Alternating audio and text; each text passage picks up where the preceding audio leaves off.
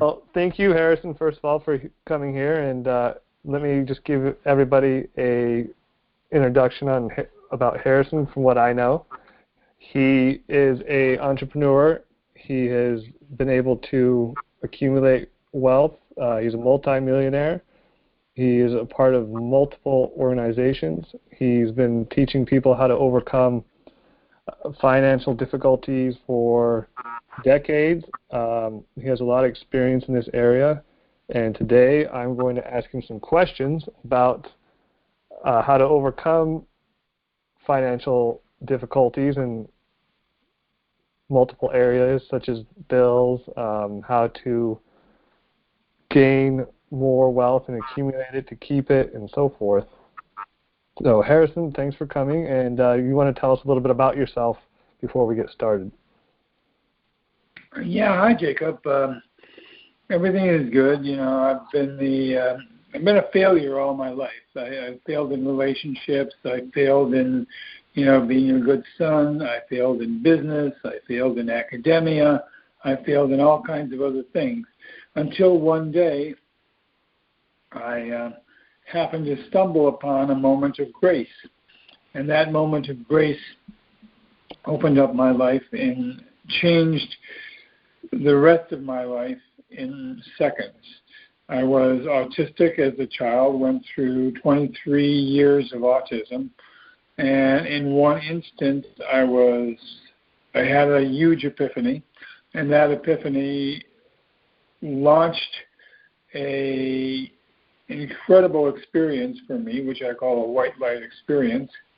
That white light experience yanked me out of my body, gave me a different consciousness, showed me the mystical end of the universe, and I began traveling what most of you might call astral travel, but many of you who are mystical by nature or spiritual by nature would recognize it as part of the Big Bang experience that we go through when we become conscious. The Japanese call a sudden enlightenment a satori. And a satori is an experience whereby we have union with God.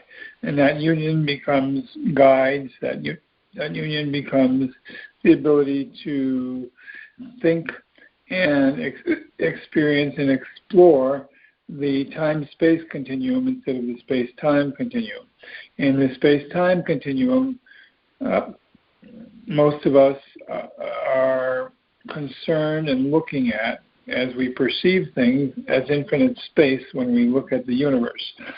In the time-space continuum, we see the very first thing is we see our eternity. We see that we are eternal beings. We see that space is something that happens within the ability to be eternal, not the opposite way around. And so when we come to the realization that there is no time and space, we transcend that. We are at union with God and at union with all things that we have ever wanted from the time we were children and from the time of this incarnation. Plus we have access to all the other incarnations we've ever lived, past, present, and future. So what happens at a certain point is you decide, when you're in the free will state, which is in the first three dimensions, you have free will. After the fifth dimension, you don't. You're just in the happening, and you trust what God puts in front of you, or a source, or whatever you want to call it, puts in front of you. And then you are in a place of responsiveness, but through the conduit of source energy moving through you. And that includes wealth, that includes riches, that includes, health, that includes love, that includes, career, that includes finances, and all kinds of other different things. So when you come to the conclusion that, the source of your abundance, whatever abundance you desire, does not come from other men, does not come from your effort, does not come from your actions. you begin to realize that the source of your abundance comes from source. It comes from your connection to source. And so, you have to have the correct connection to source in order to create, dramatic, finances and financial freedom.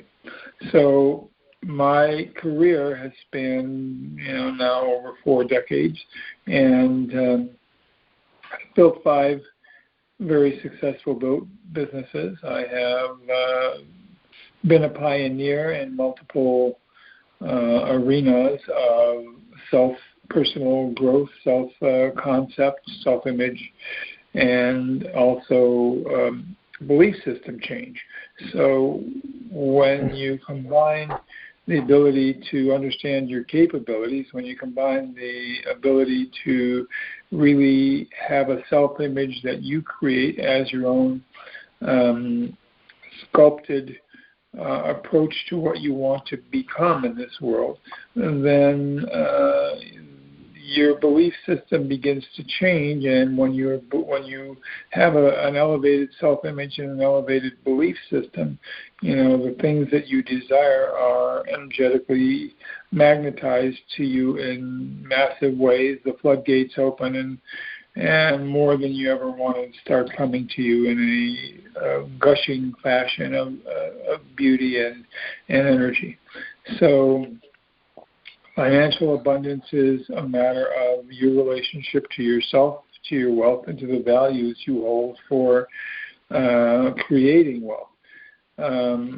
I just was talking to Jacob a little bit before this call started, and one of the things that I was telling him was, from all the years that I've been coaching, we find that many people who want wealth don't really desire the wealth. They desire the prestige that the wealth will give them, and that does not create wealth. To desire the wealth, you have to desire the values of wealth, which is very different than desiring the wealth. So when I ask people why they want $1 million or why they want to be millionaires, they basically tell me a laundry list of what they want to buy. That's not going to get them anything. The lifestyle that they envision is not going to get them their wealth. What gets them their wealth is the values of creating wealth, which is saving, investing, innovating, creating, solving problems, all kinds of other things. That's where you have to have your major value and your values focused on, not on the lifestyle situation. It's nice to have the lifestyle, and some people can effort their way into that situation, but to really become wealthy, you have to be wealth. In other words, you have to I am yourself into things, and then you have to take the actions of the values. The values for creating wealth are saving, investing, creating, and problem solving. And if you aren't totally focused in those areas, you're not going to achieve what you want in the wealth process. However, one of the things that over a long period of time is that people go through a lot of failure sometimes before they become successful. And that's just a part of the process of growth, because without the obstacles being there, you wouldn't gain the knowledge and the values that it takes to create and hold wealth. Now, there are lots of techniques to get wealthy. There are lots of different things that people will tell you will get you wealthy, and some of them very well may. But the easiest way to effortless wealth is to understand your connection to the values of wealth. There's a thinking stuff from which all things are made, and which is the original state. In its original state, permeates and penetrates and fills the inner spaces of everything in the universe. And a thought in this substance really produces a thing that is imaged by that thought. And we can only form things in thought, and then by impressing our thought into this formless substance, which is really God or the intelligence of the universe, or we call it energy, can cause the thing someone thinks about to be created. And we can if we are smart, we can lay aside all other concepts of the universe, and then the monistic one, and we can dwell into the place of our mind where we can create habitual thoughts of focus on the energy and the substance that creates, and then we can fix every word on our memory, and then we begin to firmly believe what it is that we are desiring. And when in that belief, the energy and the images and the thoughts are created that impress upon this substance the ability to manifest, and they manifest into the form you want. So there is a science to all this, which begins with the absolute acceptance of this idea of faith and structure and love. And the more you love, the more you value the things that you want in advance, the easier it is to create anything. That's sort of a long-winded answer to what you asked me, but it's a start. No, it's great. So you mentioned the correct connection to source, and what is the correct connection? Can you go a little more into that? Maybe I missed it. Maybe you said, but maybe I missed that part. You have to think according to your desires with the faith that you are an executive of energy, that you can form and move energy. Most people shrink as they try to do that. They shrink away from, consecutive thoughts, sustained consecutive thoughts. So we have to look upon, you can't look at disease and expect to become healthy. You have to look at health in order for your health to manifest. If you're focused on disease, it isn't going to happen. So the correct way to do it is to focus on what you want, not on what you don't want. And the majority of all human beings focus on what they don't want long before they focus on what they want. The lucky and the intelligent and the gifted few get the chance to focus only on what they want. And ultimately, in our body, we can hold the thought of the truth of what it is that we want to experience, and we hold to that truth. And when we hold to that truth of that being okay, that we can do that, we can form that because of our relationship with Source, there's only abundance when we do that. So,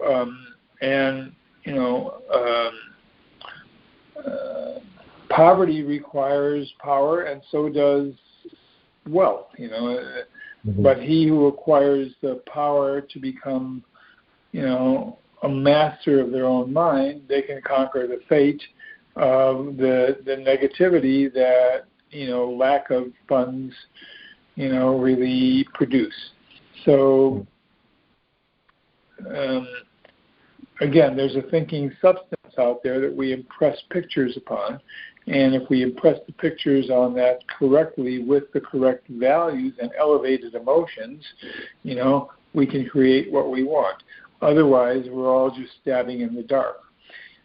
For me, I have a particular state of mind that I go to when I want something of substance to occur, whether I want wealth or a particular object to appear in my life or in a particular experience. And the first thing I do is I have the thought of what I want. I wait for an image of that thought or a symbol of that thought to come up, and it does, shortly. It could be, a couple of seconds, it could be 30 seconds, it could be a minute, but wait for a symbol of that to come up. At some point then, when that symbol comes up, then I take note of that symbol and I move into the space of, what elevated emotion can I connect to and infuse that symbol with. And when I connect to elevated emotion, happiness, gratitude, love, appreciation, fun, laughter, whatever, connect an elevated emotion to the symbol or the image of what I want, then I go to the space of that emotion and I hold that emotion, just quietly hold that emotion until I get a sense of feeling that it's going to be true, that it's going to come true. And there comes a point where I recognize the it's coming true state of mind.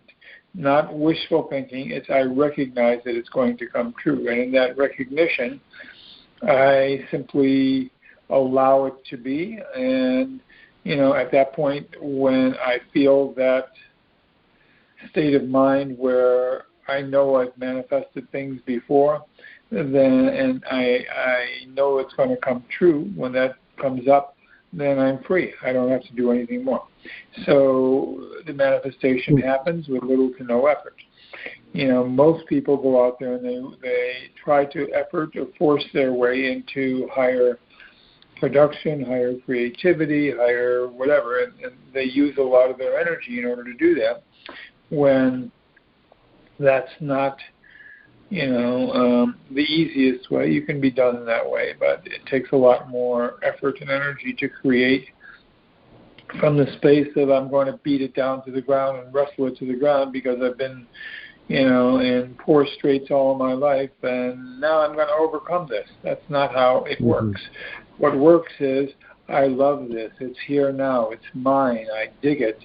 There's no blockage between me and what I'm becoming around that. So it's not about getting $1 million. It's about becoming the values of a millionaire or a billionaire or whatever the case may be. And as you install the traits, and as the universe allows you and gives you the information to install the traits and gives you the obstacles to overcome, so you can install the traits of somebody who has those things simply by by visualization, by identity, and by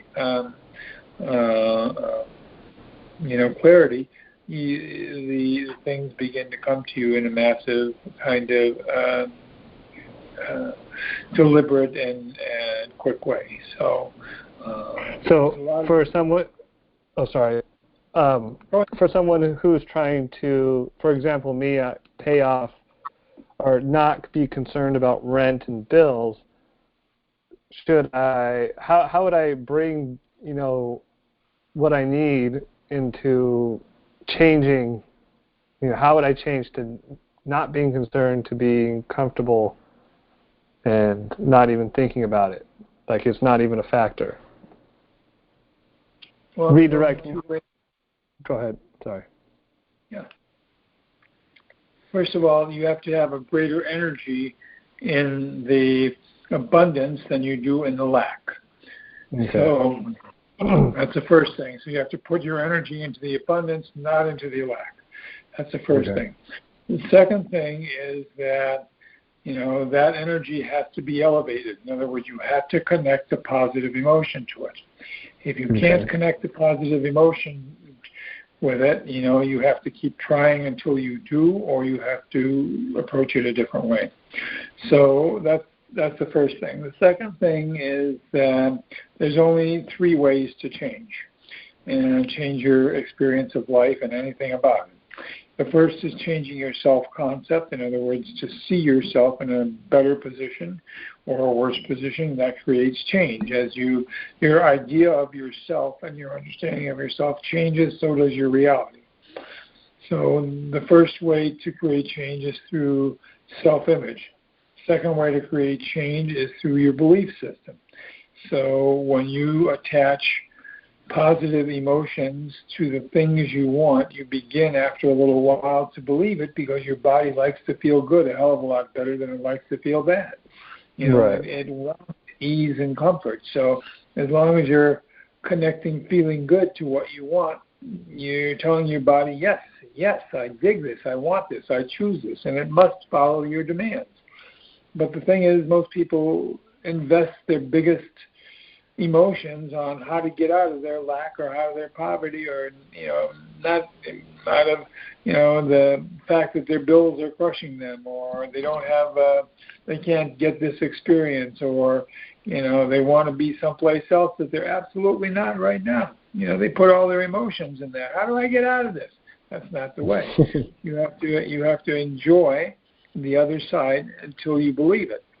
So you do that by adding more energy in an elevated way. I love being wealthy. Thank God I'm rich. Oh my God, I'm so happy that I can, pay my bills. I'm so happy that, life is coming to me abundantly. I'm so happy that I have the ability to buy what I want. I'm so happy that it's going. Whether you're there or not doesn't matter. The universe will catch up to what your self-talk is. You can't have you can't have a positive experience from a negative experience. You can't be telling yourself, I'm having a hard time making my rent and expect to make a lot of money. It doesn't work that way. You have to be in the space where, what's really important to me is the value of this money.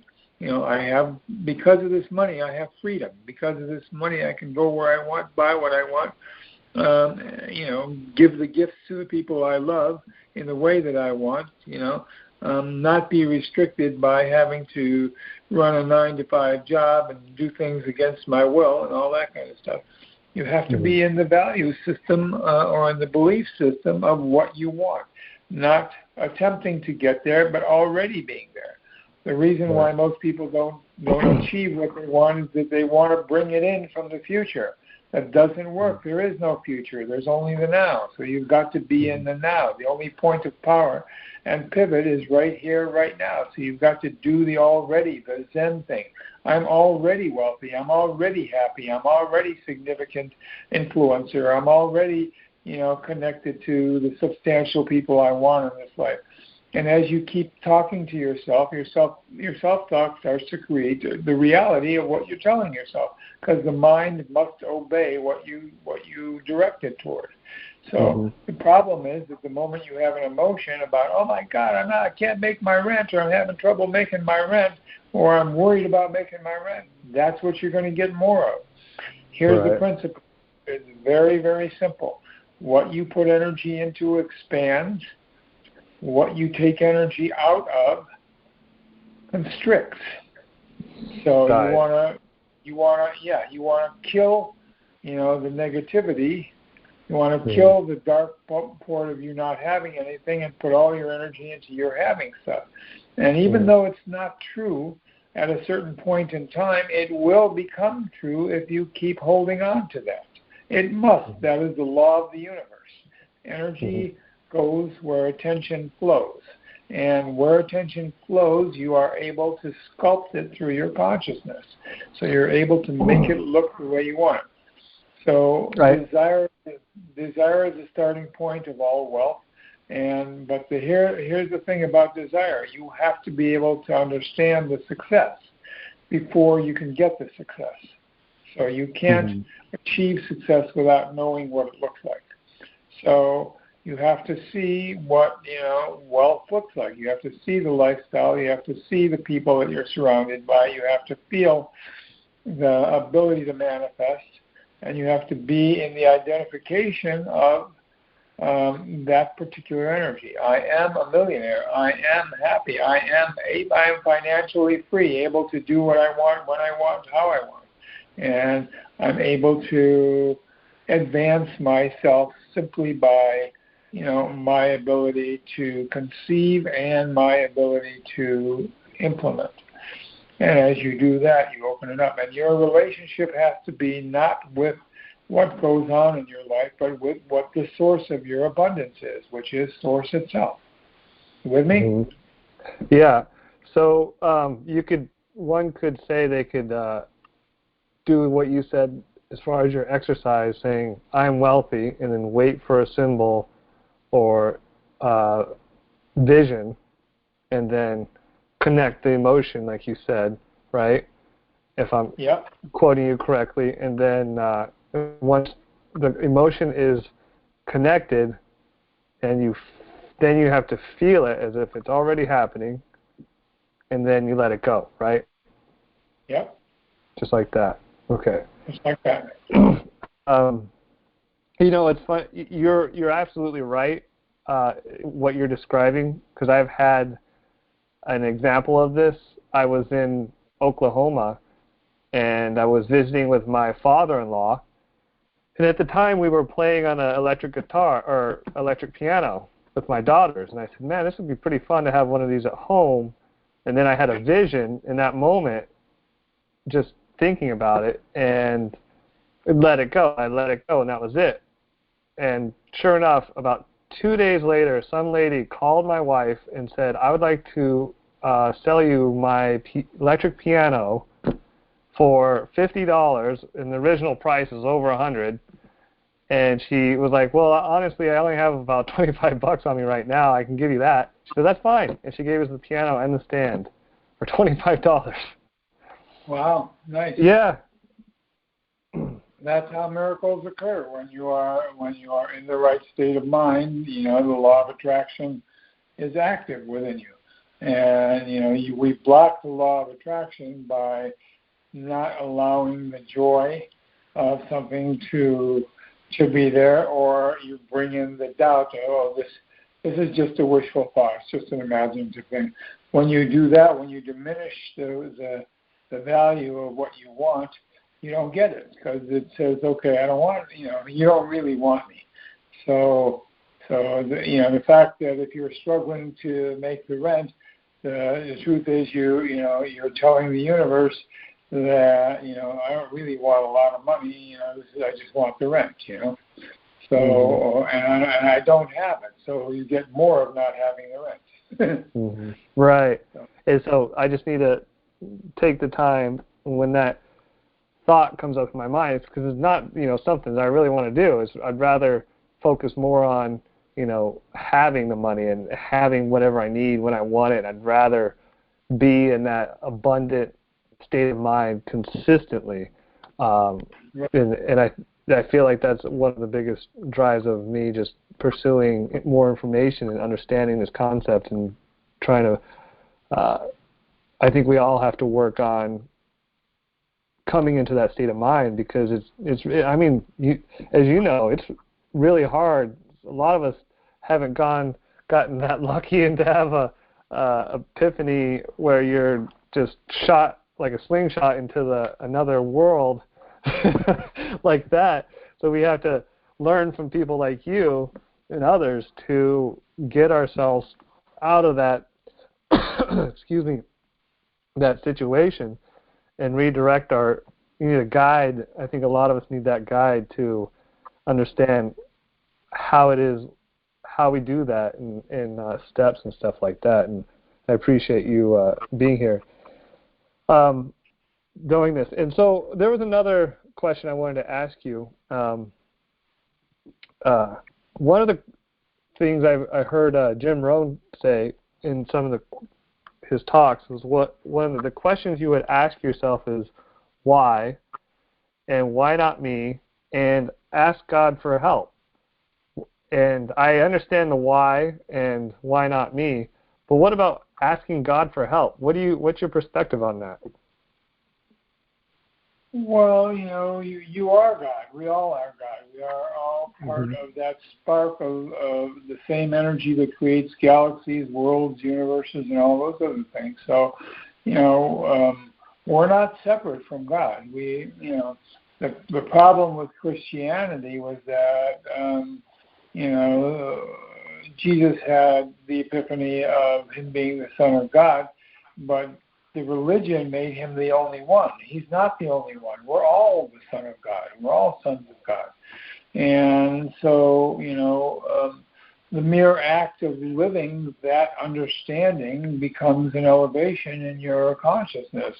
And, life increases itself by what we elevate. So it multiplies itself by becoming more, and it has to do so by the law of the universe.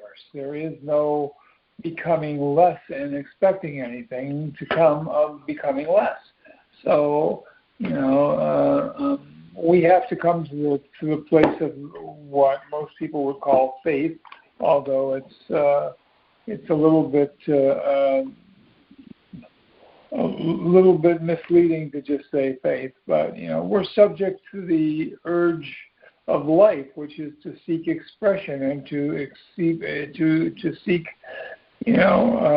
advancement and to seek increase, and that's what drives the entire universe. So in order to do that, you have to get healthier about the things you want in this life.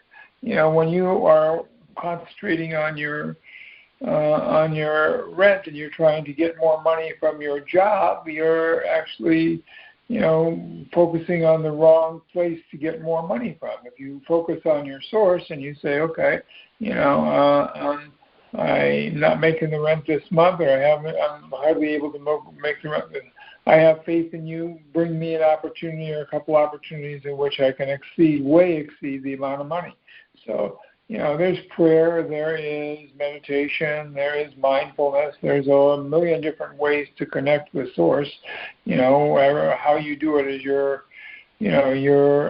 own option. But you must acknowledge who gives you the money. You can't go to Jim Rohn and say thank you for the money if he's not the one who gave you the money, because it doesn't make any sense. So you can't go to your boss and say, I got $1,500 more this month, and thank you very much, even though he didn't give it to you. You have to go to where the source was. It came from your connection to your faith in this consciousness, this energy. And that's what, it's the living substance, which is the necessity of all creative things, all creative beings to increase. And so when you ask the right person who's capable of giving it to you without any effort or judgment or negativity, or the right entity, the right energy, it will give it to you. You can't go to your boss and say thank you for something he didn't do for you, because it doesn't make any sense.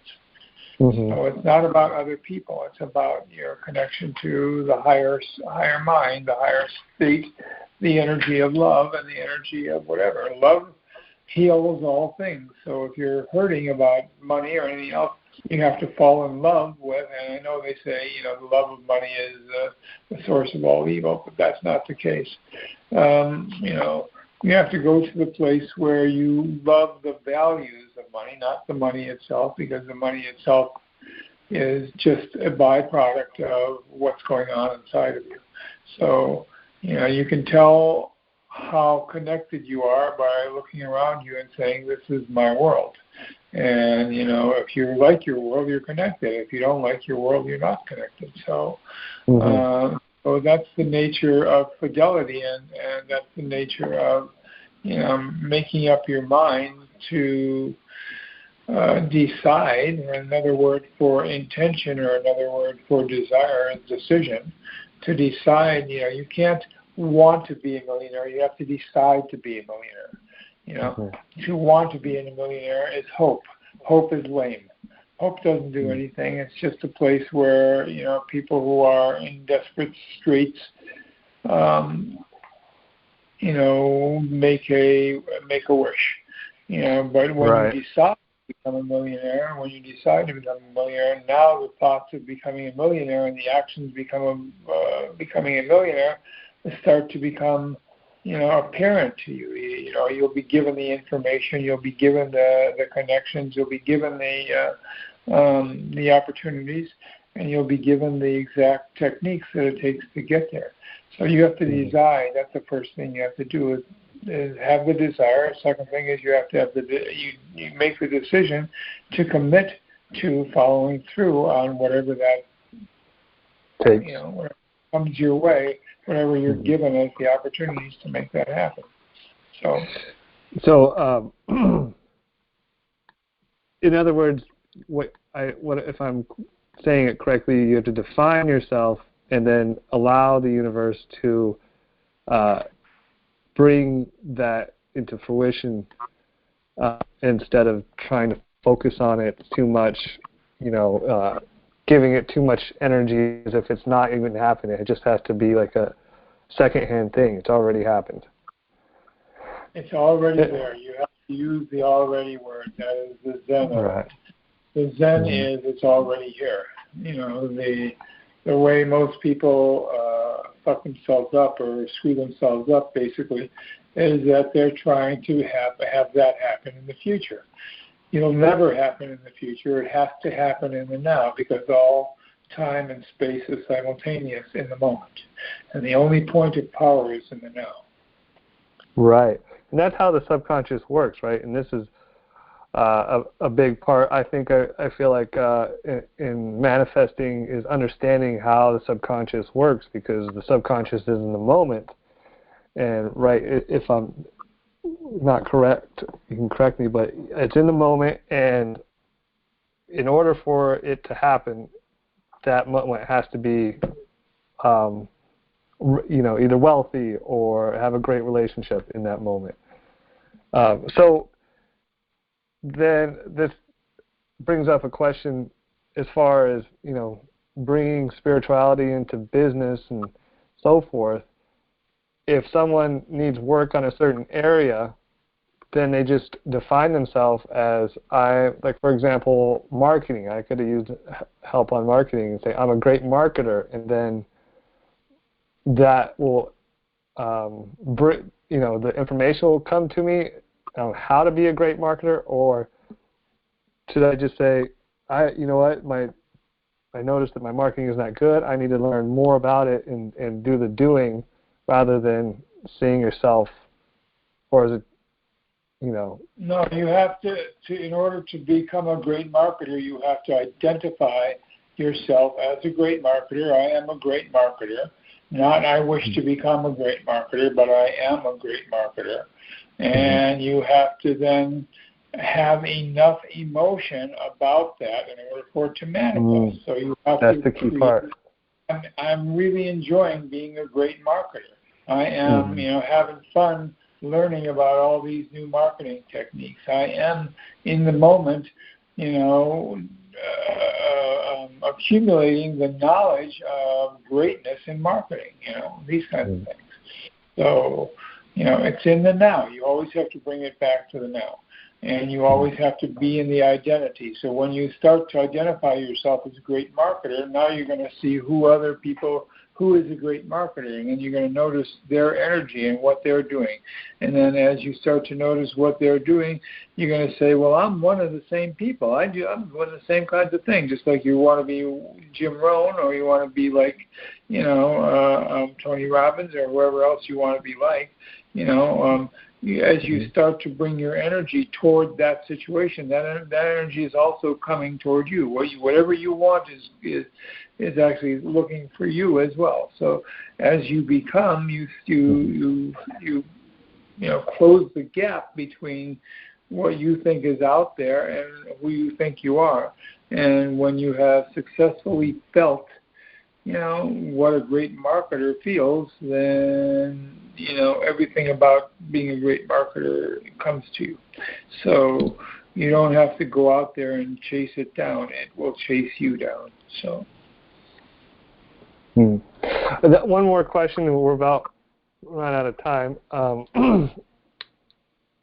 In astrology, I've been paying attention to astrology a lot lately, and the astrologer Christopher Pridham, he brought a point I thought was interesting. I wanted to see your take.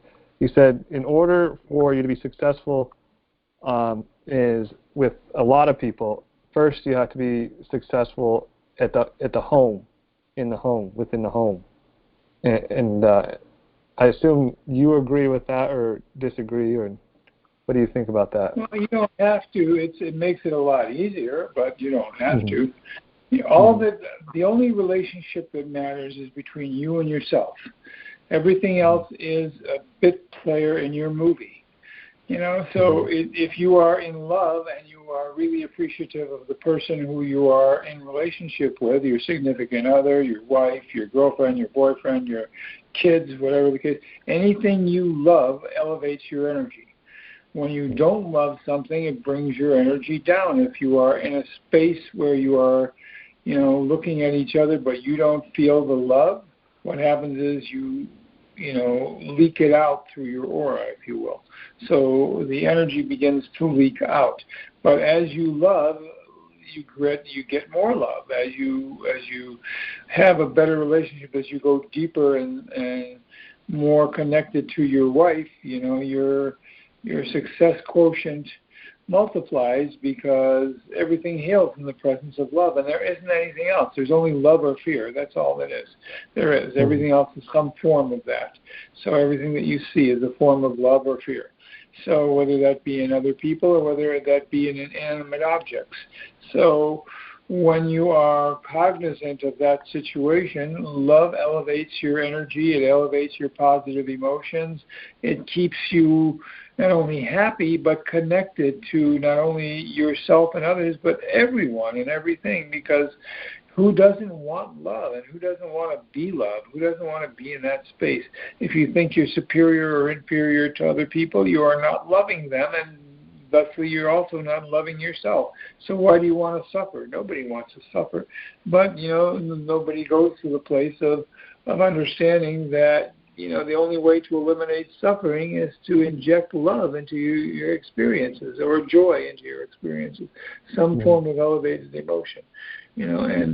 And if you can do that, basically you leverage whatever it is you're doing into the higher states of consciousness, which then create greater magnetism by the law of attraction for those things to come into your life. And you, by your thought and by your thought of love, impress the substance that lives all around you, which is intelligent energy or love, and any way you want to call it, consciousness, awareness. You impress upon that energy what you want and what makes you happy, and it then has no other desire but to make you happy, and so that brings that stuff into your life. And sure, the better you are at home, the easier it is to be successful out there.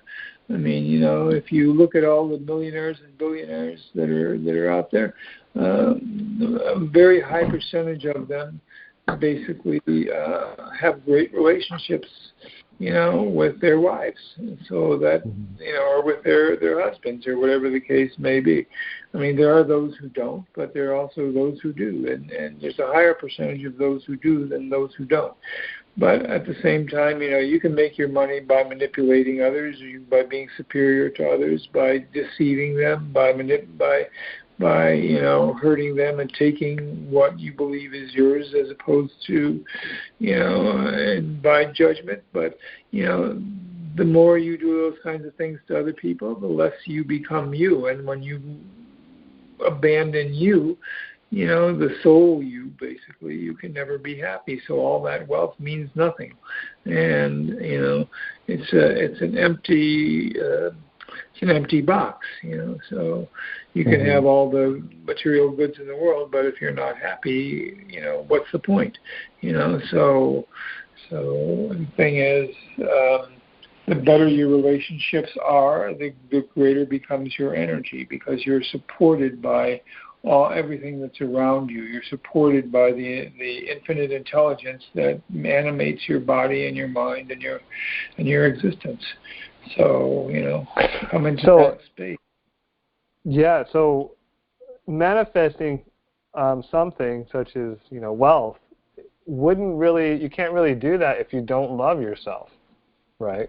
I mean, I wouldn't be... You can through effort, manipulation, deception, and other things like that, but it's never going to make you happy. It's going to make you incredibly miserable, and it will make you hate yourself. Yeah. Mm-hmm. You can function through the hate, or you can function through the low self-esteem, and you can impress everybody else, but you in your heart of hearts know who you are. Know that you've done immoral, and no longer have, you become addicted to that, to the goods instead of the things that make you happy. And when you become addicted to the material things over the spiritual end of it, you lose what most people would conceive of as their soul, although that's not really truth. But you go further to the dark than you do the light. Right, and you begin to you begin to hurt the concepts of what's important for all of us, and then come into the concepts of only what's important for yourself, and that's the opposite of having a decent life. So I can't tell you how many millionaires and billionaires I know that are emotionally fucked up. They are terribly emotionally fucked up. And, I talk to them all the time, and they tell me, I sacrificed my family for my financial wealth. I sacrificed, my relationship with my son for my financial wealth. What the hell was I working 70 hours a week for? I thought I was doing it for my family, but I actually alienated my family, all that kind of stuff. I mean, I can't tell you how many stories like that I hear all the time when I work with people that level. So, wow. and, that's not an unusual thing. But when you rebalance people, and, to be really great, you're generally not balanced to begin with. So most of the great people on the planet are not balanced, which is okay because not everybody has to be balanced. But in order to be great, you have to be focused on one thing above all other things so you don't get balanced in that way. But on the other hand, if you're in a constant state of sadness and you're efforting continuously, you deplete your adrenals, you slow your energy down, you actually, have to be in an adversarial fight for everything that you want to have happen, and you lord your power or your energy over other people who don't want to necessarily comply with what you do, or who comply for all the wrong reasons. So, I'm not saying that, you need to be spiritual in order to create great wealth, but what happens is what you value, no matter what that is, becomes a spiritual quest. So if you really value wealth, without, and again, the values of wealth, saving, investing, building, helping creativity, helping others. If you really value those things take care of you as well. And anything is spiritual that you value highly. It's only when you go for something you don't value, like you want a job just for the money, that you become very unhappy. So, so those kinds of things work against you. Yeah, I can see that a lot in people. They go for things just because it has more money, just because they want the money, and then the same thing happens. They're happy at first, and then it diminishes, and then they're not happy, and it's a never-ending process, cycle. And a lot of people don't understand that. What happens when you make the decision to value material things over people and love and joy and all of those things is that basically you deplete your own energy. So, and in depleting your own energy, everything else gets harder and harder and harder and sadder and sadder, and then angrier and angrier, and then more frustrated, and you become addicted to the feelings of having those things because you think they are the things that fulfill you, and then one day you wake up and you say, none of this has fulfilled me, So. Oh, all right. Well, we've come to that point, stopping point, and I greatly appreciate it. Do you want to leave contact information so people can, contact you in case they hear this? And you can go to www.IamHarrisonKlein.com or IamHarrisonKleinInternational.com. I have lots of programs there. I think the I Am, for people who are trying to manifest, the I Am Effect is my most popular program. I sold thousands of units of that. And, people have transformed their lives through the listening of the, several hours of that program. And if you want to contact me directly, it's on that website, a way for you to get to me. And, I can do one-on-one coaching. I have classes that I have. I do speaking that I do. and anybody who wants to participate in any of that, is welcome. And I look forward to helping whatever. What excites me in this world is instant transformation, because I came through an instant transformation, and to see that happen in other people, like I have thousands of times now, to see that happen in other people excites me dramatically. And, the greatest thing in the world is to be the leader servant of things, not the leader, strong man, but the leader servant. And I think he said the greatest among you is the one who serves all. So I leave you with just these final words. Basically, we can form things in our thought, and by impressing our thought upon this formless substance, upon this ocean of energy, basically, we can cause the thing that we want to think about, or things that we think about, to come created into the physical world. So if you are listening to this and you have ears to hear what I just said, that particular statement will open up your direct channel to creating whatever you want. So I'll leave you guys with that. Hope you will have happy manifesting and a successful life, and a joyous set of relationships and people. So with that, that's my shtick for today. Well, thanks again. This is Jacob. You can reach me at jacob@theenergyofsound.com, or on Facebook through the Energy of Sound, or Jacob Dietrich, or the Universal Heart Group, and we'll leave you at that.